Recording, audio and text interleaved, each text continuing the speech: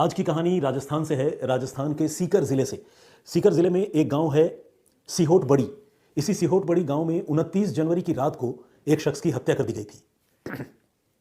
जिस आदमी की हत्या हुई थी उसका नाम रामधन था और रामधन पेशे से एक डिलीवरी बॉय का काम किया करता था। इस घटना के बाद पूरे 15 दिन का वक्त गुजर गया और इन 15 दिनों तक पुलिस जो है इस मामले को सुलझाने की कोशिश करती रही, लेकिन जब तक ये केस नहीं सुलझा तब तक ये कहा जा सकता है कि पुलिस जो है इस मामले में शुरुआती छानबीन में बिल्कुल क्लूलेस थी। क्या थी ये घटना, आइए आपको सिलसिलेवार तरीके से बताता हूं। 29 जनवरी की रात को हमेशा की तरह तकरीबन यही 9 से 10 बजे के बीच का वक्त रहा होगा, गांव सीहोट बड़ी का रहने वाला रामधन अपने घर से निकलकर खेतों की तरफ गया था। इनके खेत में एक गेट है, उस गेट को हर रोज रात को बंद किया जाता है और जहां पर इनका खेत है उसके बगल में दूसरे गांव वालों के खेत है। तो आस पड़ोस के कुछ दूसरे ग्रामीणों के साथ रामधन और उसके परिवार का विवाद भी चला रहा था, खेतों की सीमाओं को लेकर और दूसरे तमाम छोटे बड़े मसले जो गांव में होते हैं उसे लेकर। ऐसे में गांव वालों ने आपस में ये तय किया था कि रोज रात को रामधन जो है अपने खेत का गेट बंद कर दिया करेगा। तो इसी प्लानिंग के तहत, इसी तयशुदा प्रोग्राम के तहत रामधन 29 जनवरी की रात को भी अपने खेतों की तरफ गया था। मगर अभी वो खेतों की तरफ गया था तब तक लोगों ने चीख पुकार की आवाज़ सुनी और जब चीख पुकार की आवाज़ सुनी तो लोगों को पहले तो समझ में नहीं आया कि हुआ क्या। ऐसे तो रात 9-10 बजे ग्रामीण इलाके में आप समझ सकते हैं कि बिल्कुल सन्नाटा होता है। ऐसे में कोई भी अगर चीखे चिल्लाए तो वो आवाज़ कानों में पड़ती है। तो खैर, चूंकि रामधन घर से बाहर था तो रामधन के परिवार के लोग और आसपास के लोग खेतों की तरफ दौड़े जहां पर वो गया था, क्योंकि उसी तरफ से चीखने चिल्लाने की आवाज़ आ रही थी। और जब लोग मौके पर पहुंचे तो वो ये देखकर दंग रह गए कि रामधन पर किसी ने भयानक तरीके से किसी तेजधार हथियार से हमला किया है।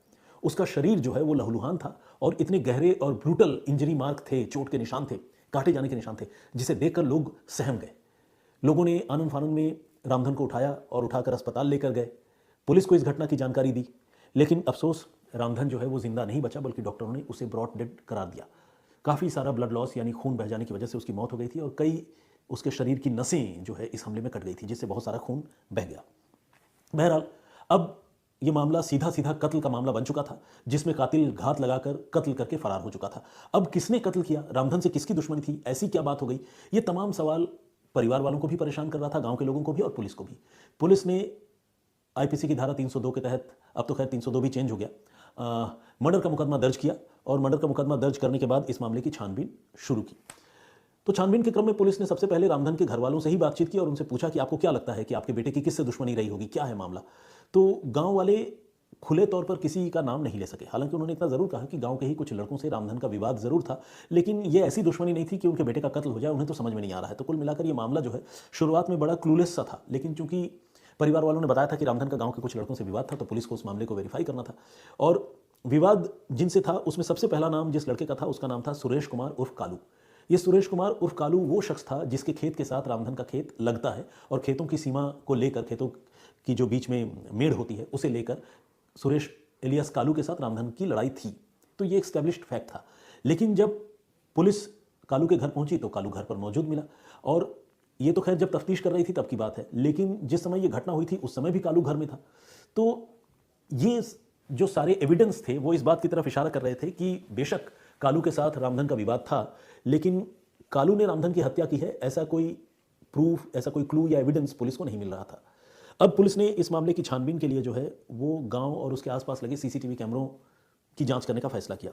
पुलिस ने बहुत सारे सीसीटीवी कैमरों की जांच की, लेकिन इन कैमरों में भी कोई संदिग्ध आदमी या गांव में आया हुआ कोई बाहरी शख्स कोई भी पुलिस को नजर नहीं आया। तो इस तरह से देखा जाए तो पुलिस के लिए यह मामला तमाम तफ्तीश के बावजूद क्लूलेस बना हुआ था। पुलिस ने इस कड़ी में तकरीबन 40 लोगों से पूछताछ की। उधर गांव के जो लोग हैं वो लगातार धरना प्रदर्शन कर रहे थे। उनका यह कहना था कि पुलिस जो है वो सिंसियरली, गंभीरतापूर्वक इस मामले की जांच नहीं कर रही है, वरना रामधन के कातिल अब तक पकड़े जाते। तो पुलिस पर बहुत ज्यादा दबाव था। तो पुलिस ने जो टेक्निकल इन्वेस्टिगेशन है, सीसीटीवी फुटेज हो, मोबाइल फोन हो, गांव में किसी बाहर वाले के आने की बात हो या गांव के ही किसी इनसाइडर का इस मामले में हाथ होने की बात हो, इन सारी चीज़ों को एक्सप्लोर तो कर ही रही थी। साथ ही साथ पुलिस ने अपने मुखबिरों को यानी खबरियों को भी एक्टिव कर दिया था कि वो जरा पता लगाकर बताए कि इस घटना के पीछे किसका हाथ हो सकता है। पुलिस ने मौका वारदात से कुछ लोगों के फुटप्रिंट्स भी कलेक्ट किए थे। इसमें ज़्यादा तो नहीं, पुलिस को एक ही शख्स के फुटप्रिंट मिले थे, लेकिन ये जो फुटप्रिंट था, उस फुटप्रिंट से जब पुलिस ने गांव के जो सस्पेक्टेड लोग हैं, तकरीबन 40 लोग जिनसे पूछताछ पुलिस ने की थी, उनके जूतों का मिलान किया या देखने समझने की कोशिश की, तो पुलिस को इस मामले में भी जो है नाकामी हाथ लगी, क्योंकि किसी के भी जूते के निशान वैसे नहीं थे जैसे जूते जो है कातिल पहनकर मौका वारदात पर आए थे, और जिस कातिल ने रामधन पर अटैक किया था उसने जो जूता पहन रखा था, ऐसा कोई फुटप्रिंट जो है किसी गाँव वाले के जूतों से मैच नहीं कर रहे थे। तो यहां पर भी पुलिस के लिए एक, जिसे कहते हैं ना कि डेड एंड वाली हालत थी, जहां पर पुलिस आगे बढ़ना चाहती थी तफ्तीश में, लेकिन कामयाबी नहीं मिल पा रही थी। इसी बीच जैसा कि मैंने आपको बताया कि पुलिस ने मुखबिरों को भी एक्टिव कर दिया था, और इन मुखबिरों ने पुलिस को तकरीबन 13-14 दिन बाद, जब ये मामला थोड़ा पुराना होने लगा, तफ्तीश कर करके पुलिस हारने लगी, तो एक शॉकिंग बात बताई, एक चौंकाने वाली बात बताई। इन मुखबिरों ने यह बताया कि रामधन की हत्या के पीछे उसकी बीवी पूजा का हाथ है। और मुखबिरों ने न सिर्फ ये बात बताई, बल्कि ये भी बताया कि पूजा ने गांव के रहने वाले उसी सुरेश कुमार उर्फ कालू के साथ मिलकर रामधन की हत्या करवाई है। अब ये बड़ा ही, जिसे कहते हैं ना कि कंक्लूसिव, या जिसे कहते हैं पिन पॉइंट इंफॉर्मेशन था जो पुलिस को मुखबिर ने दी थी। मुखबिर का ताल्लुक भी उसी गांव से था। अब जब पुलिस को ये जानकारी मिली तो पुलिस ने कहा कि चलो हो सकता है ऐसा हो, लेकिन एविडेंस तो चाहिए इन पर हाथ डालने से पहले। तो पुलिस ने अब अपने तौर पर जो पूजा देवी है रामधन की बीवी, उसके बारे में जानकारी जुटाने की शुरुआत की, साथ ही सुरेश उर्फ कालू के बारे में भी जानकारी जुटाना शुरू किया। पुलिस को पता चला कि पूजा के साथ सुरेश उर्फ कालू की न सिर्फ आमने सामने मिलने जुलने से, बल्कि फ़ोन पर भी लंबी बातें हुआ करती हैं।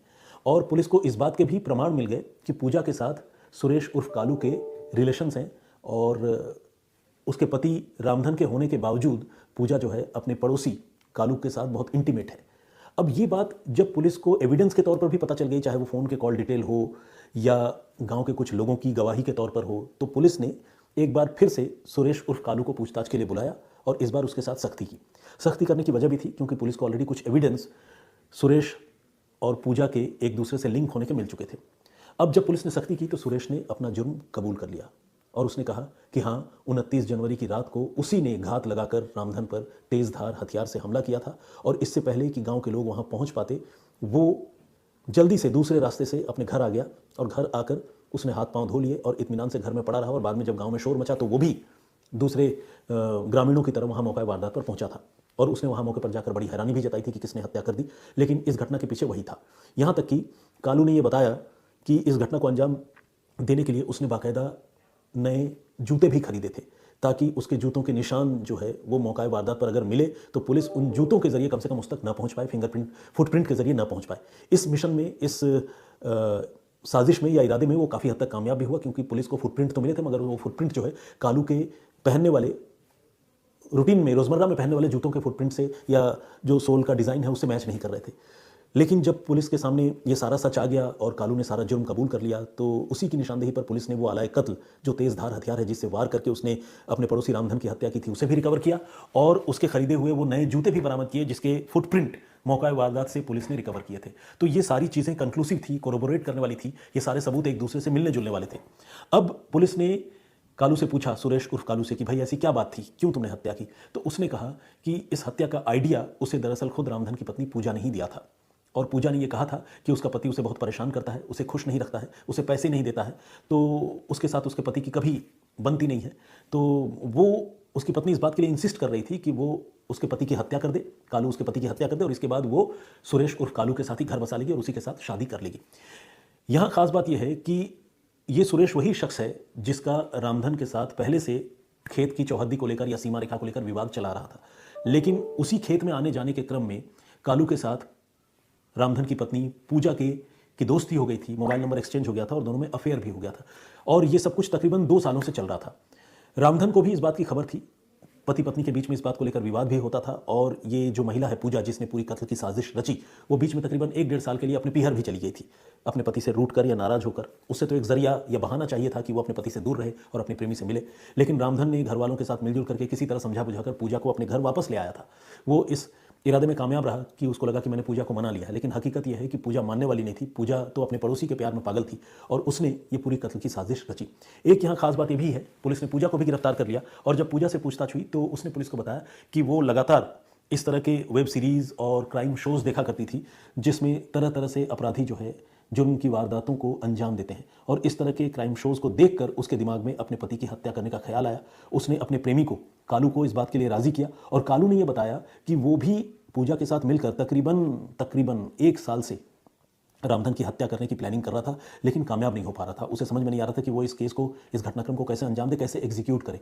एक और खास बात यह भी थी कि 28 जनवरी की रात को अपने इस नापाक इरादे को अंजाम देने की कोशिश जो है एक बार उसने की भी थी कालू ने, लेकिन लाख कोशिश करने के बावजूद वो हिम्मत नहीं जुटा पाया और रामधन की हत्या नहीं कर पाया। तो एक दिन पहले, यानी 24 घंटे पहले ही रामधन की हत्या हो जाती, लेकिन चूंकि कातिल की हिम्मत जवाब दे गई तो उस रोज हत्या नहीं हुई। मगर अगले दिन 29 जनवरी को कातिलों ने इसलिए कह रहा हूं क्योंकि एक तो खुद वो कालू था और दूसरा मकतूल की बीवी यानी रामधन की बीवी पूजा, इन दोनों ने मिलकर आखिरकार रामधन की हत्या करी थी। इस पूरे घटनाक्रम पर आप क्या सोचते हैं? पुलिस के इन्वेस्टिगेशन पर आपकी क्या राय है? प्लीज़ हमें कमेंट करके ज़रूर बताइएगा।